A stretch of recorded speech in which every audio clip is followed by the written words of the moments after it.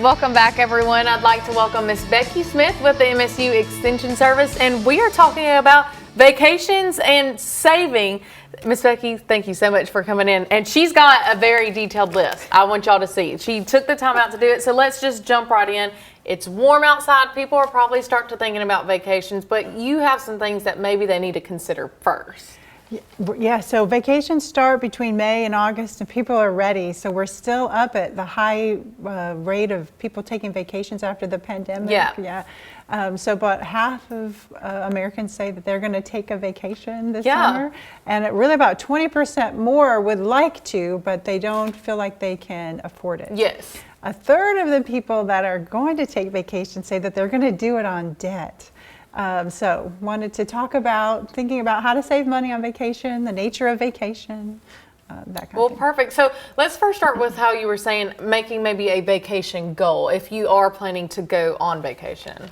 Yeah, so if you don't have the money now for vacation, then thinking about what's a goal for next year, right? And so there's a lot of ways to save money or have a vacation without going on vacation this summer. So thinking about that, like how can paying off my credit card would be a vacation, you know, for because you're not going to have that stress of it. And then we were talking about how you said, you know, many people are going to put it on debt. Like do we recommend not to do that? Or if you do that, do we have some tips? Whenever we use a credit card, we always want to use it in our favor. Yes. So we don't ever want to have to pay interest. Yeah. And interest on credit cards are really high right now.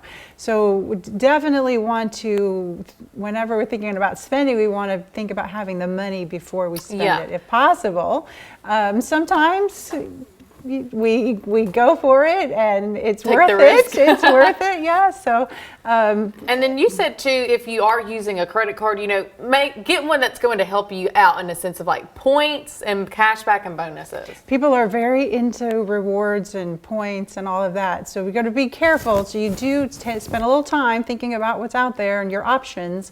But really be careful about that interest rate because they'll tease you about the different rewards and points, but it's the interest rate you really want to make sure that you got as low as possible. And so our new term is travel hacking, you said, and you've also compiled some sites to go to maybe if you are looking at going into a vacation. So let's talk about those. So we have Skyscanner, Google Flights, Flight Center. Are these more affordable places you were saying to get flight tickets? That's right. So what I've heard, I haven't done this, but it's a thing that you can put in if you're flexible with your travel dates. Okay. That's the key. So then you can put in where you're going to leave from. Okay. And then you can sign up for, I'll go anywhere, I'll go to the cheapest, and then they'll give you notifications. That's cool. That is really neat. So you just have to pick up and go. So if you like an adrenaline rush, that is something for you.